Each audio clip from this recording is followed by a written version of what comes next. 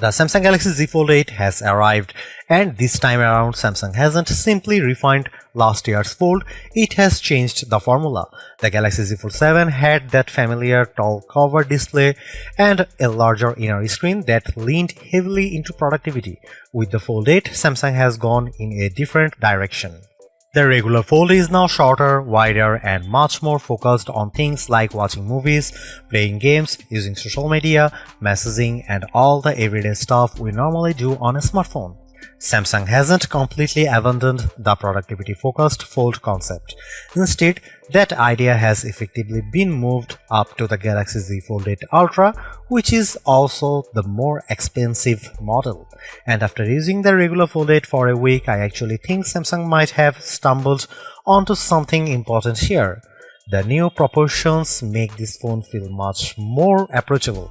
It's easier to use with one hand, the outer display makes more sense for everyday apps, and the whole thing feels less like a mini laptop and more like a normal phone that happens to unfold into a tablet.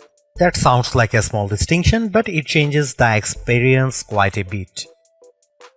The first thing you notice about the Galaxy Z Fold 8 is that it doesn't really look like the Samsung Fold phones we have been using for the last several years. The overall book style concept is still here, obviously, but Samsung has completely reworked the proportions. Instead of the tall and narrow cover screen we have become used to, the Z Fold 8 gives you a 5.5-inch 16:10 outer display. It's noticeably shorter and wider, with a shape that reminds me more of a passport than a traditional Fold. Open it up, you get a 7.8-inch internal display with a 3:4 aspect ratio, which is much closer to the shape of a conventional tablet. And honestly, I understood what Samsung was doing almost immediately. I have used book-style foldables like the Galaxy Z Fold 7 and the Oppo Find N6 for extended periods, but the Fold 8 feels dramatically easier to live with than those taller designs. The outer display is the biggest reason why. The wider shape makes it much easier to type, scroll, read messages, and interact with apps without needing to open the phone every few seconds. TikTok looks good, YouTube works well, games feel more natural.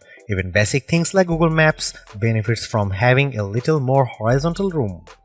That might not sound revolutionary on paper, but when you use the phone throughout the day, the difference adds up. There is also something about the Fold 8's proportions that makes it feel like it sits between two categories. You still have the full-size inner display of a traditional book-style foldable, but when the phone is closed, the experience is much closer to using a compact device. I think that balance is one of the strongest things about the Z Fold 8. Then there is the weight. At just 201 grams, this is an incredibly light book-style foldable. It's actually lighter than Samsung Galaxy S26 Ultra, which is kind of ridiculous when you stop and think about it. And because this is a phone you are potentially going to hold while watching videos, browsing social media, gaming, or reading for long stretches, that weight reaction makes a meaningful difference. The phone doesn't feel like something you have to tolerate just because you want a foldable, it feels comfortable. The smaller overall body also makes it easier to carry in your pocket. The Fold 8 doesn't have that long, bulky feeling that previous Samsung Folds often had. The hinge is an interesting part of the design too. Compared with the Fold 8 Ultra, the hinge on the regular Fold 8 isn't as flexible. Getting it to sit comfortably halfway open in some of the laptop style positions takes a little more adjustment. But there is a benefit to the tighter hinge. Opening the phone feels effortless. You can pop it open with one hand without having to fight against the hinge, and Samsung says that decision was deliberate because the regular Fold is supposed to be used more like an everyday phone than a productivity workstation. You can still position the display halfway open too. You could use it in tense mode or prop it up in a laptop style arrangement if you want to. I just don't think most people will use that feature very often, especially because the 3:4 inner display isn't particularly tailored to that workflow. For those who genuinely want that kind of setup, the Fold 8 Ultra makes more sense. Samsung has also kept the usual premium color selection. You get graphite, cream, lavender, and pistachio, with pistachio being exclusive to the Samsung store. Durability is more familiar territory. The Fold 8 carries an IP48 rating, which gives you protection against water and larger particles, and Samsung says it can handle being submerged in up to 1.5 meters of water for as long as 30 minutes. But dust protection hasn't really moved forward. Particles smaller than 1 mm can still potentially get inside the phone, so you still need to be a little careful in particularly dusty environments.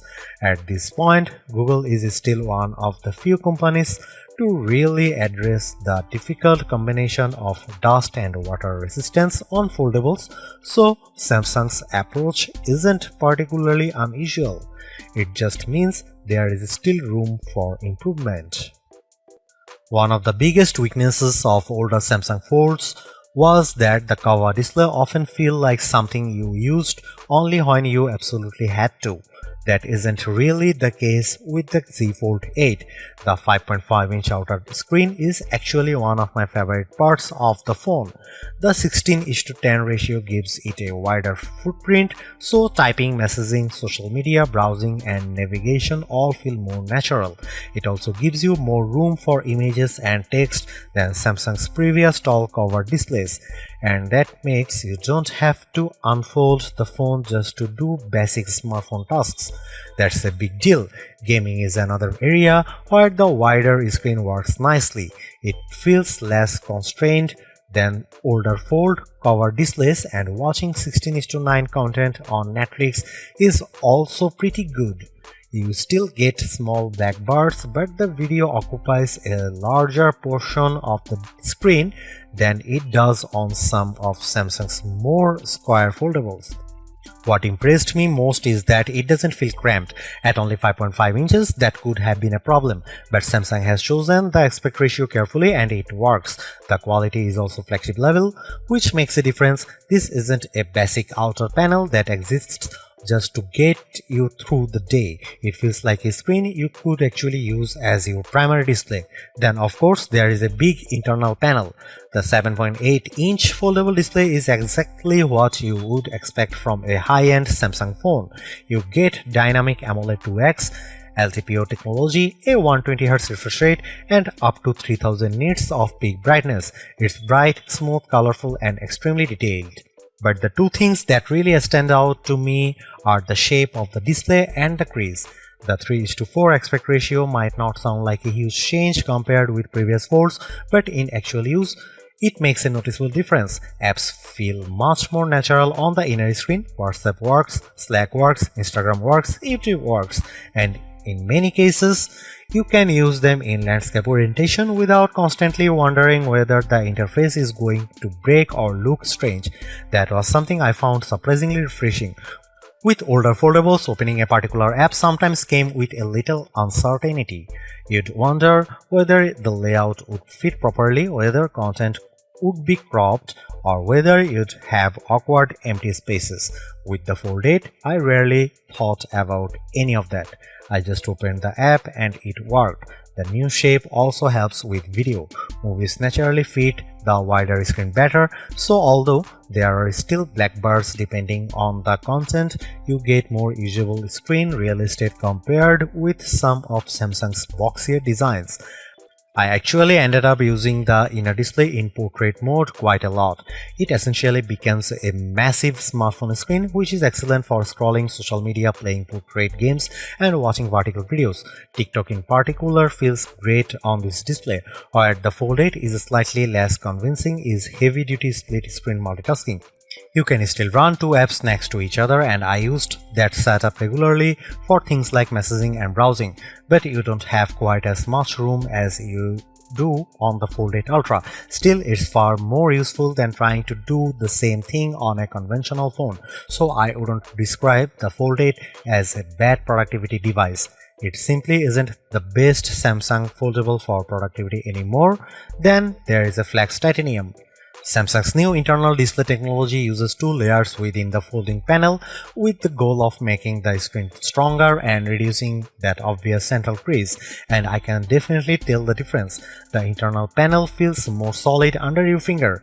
There is less of that soft, flexible sensation that you get with some foldable displays, and the anti-reflective treatment also helps reduce the plastic-like reflections that have traditionally made foldable looks look less premium than standard glass displays.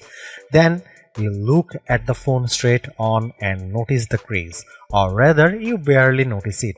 When the phone is lying flat, the center line is much harder to see than it has been on previous Samsung Folds.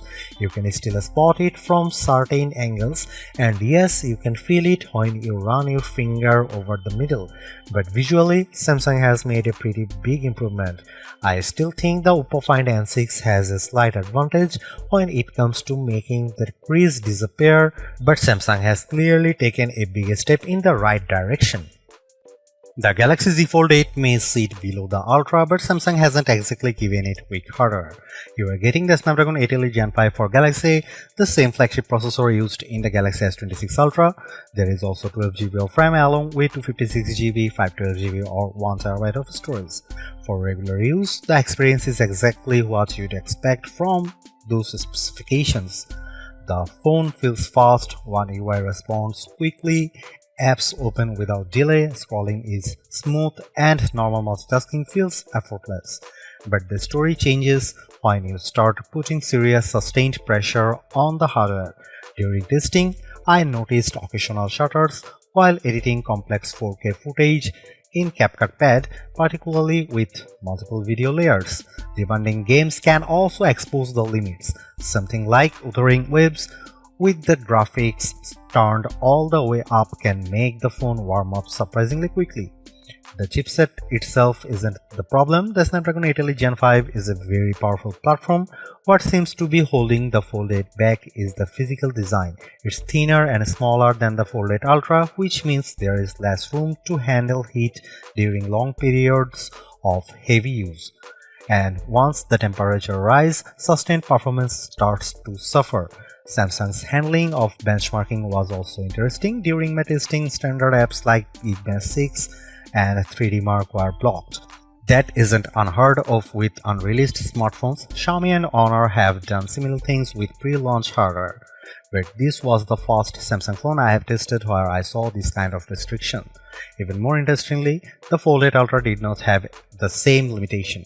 Fortunately, Geekbench 7 became available during my testing period, and because Samsung hadn't blocked it, I was able to get performance figures from the phone. The numbers basically confirmed what I had already experienced. The regular Fold 8 doesn't quite compete with the larger Fold 8 Ultra or some other book-style foldables when it comes to sustained CPU and GPU performance. But for everyday use, that difference is mostly theoretical. The phone still feels fast and responsive. You are not going to notice a problem while scrolling through One UI or opening apps. The issue really only shows up when you keep the phone under heavy load for an extended period. And that means most users probably won't care. But if you are buying this specifically because you want a foldable that doubles as a serious performance machine, it's worth knowing that the Ultra has the advantage. The Galaxy Z Fold 8 launches with Android 17 alongside the Z Fold 8 Ultra and Galaxy Z Flip 8. That gives Samsung a slight head start over Google's upcoming Pixel 11 series. Naturally, Samsung has layered its own software experience on top of One UI 9. And despite the number of Android manufacturers trying to improve their custom interfaces, I still think One UI is one of the best overall implementations. It's relatively easy to understand, there are plenty of customization options, and Samsung has built in a lot of useful functionality without making the interface feel completely overwhelming. That becomes even more important on a foldable. The taskbar is still here, you have split screen support, floating windows are available, the app tray makes sense, and the interface does a good job of adapting to the larger inner display. So although Samsung says the regular Fold 8 isn't its productivity focused model, it certainly hasn't removed the tools that make a foldable useful for productivity. But AI is obviously the bigger story with One UI 9. You get Samsung's usual Galaxy AI features, including newer tools that appeared with the Galaxy S26 lineup, such as Photo Assist. There are also new editions that take advantage of the Fold's camera and larger screen. One example is My Fan Cam, a feature aimed particularly at people who record content. You can select a particular subject in a video you have already captured, and the software will follow that person or object while reframing the footage. You can also change the aspect ratio during the process, and surprisingly it works quite well. The subject tracking remained smooth in my testing without consistently losing the person I was trying to follow. Samsung has also incorporated more Gemini functionality. Some of these tools were previously associated with Pixel phones, including Gemini's more advanced automation capabilities. The idea is that Gemini can perform actions inside supported apps rather than simply answering questions. For example, it could potentially help book a hotel through Expedia. Now Brief has received some attention too.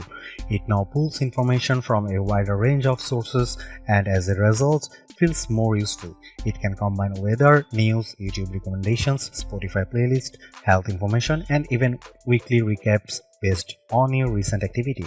When you combine that with a Galaxy wearable, the experience becomes more personal because you can also get health-related insights in the morning. That's why now Brief makes the most sense. Samsung is also allowing users to create custom Now Brief cards using Gemini. There are more than 100 possible combinations, although the functionality is still relatively limited.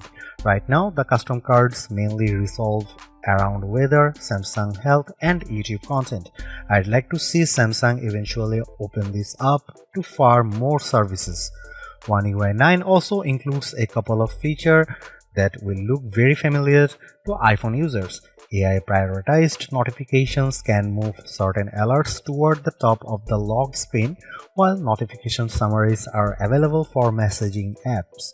The priority notifications actually did a pretty good job during my testing. The summaries are something I personally don't find useful especially, but at least Samsung gives you the option. Another major advantage is Samsung's long-term software commitment. The Galaxy Z Fold 8 gets 7 years of OS updates and security patches, so Samsung is clearly positioning this as a phone you should be able to keep for a long time. Here is where Samsung loses some of the momentum created by the new design. The Galaxy Z Fold 8 has a dual camera system with 50 megapixel main sensor and a 50 megapixel ultrawide, but there is no dedicated telephoto lens, and at this price that feels like a compromise. I understand that Samsung wants to separate the regular Fold 8 from the more expensive Ultra, but this phone still costs significantly more than several conventional flagship phones that offer much more advanced camera hardware. You are paying more than an iPhone 17 Pro Max, for example, and more than the Oppo Find X9 Ultra. That makes the camera hardware harder to defend. It's also frustrating because last year's Z Fold 7 actually gave buyers more. You had a 200 megapixel main camera, an ultra-wide, and a dedicated zoom camera, all for roughly the same money. This year, Samsung has reserved that more capable 3-camera system for the Fold 8 Ultra. The regular Fold 8 therefore makes to do with two 50 megapixel sensors. The main camera can produce strong results and the ultra-wide is useful, but once you need to zoom in, things become much less convincing. Samsung could have at least used the Ultra's 200 megapixel sensor to provide better digital or sensor-based zoom, but that isn't the case. So if camera versatility is high on your list, this is probably the biggest weakness of the Fold 8. Here are some camera samples from the Galaxy Z Fold 8.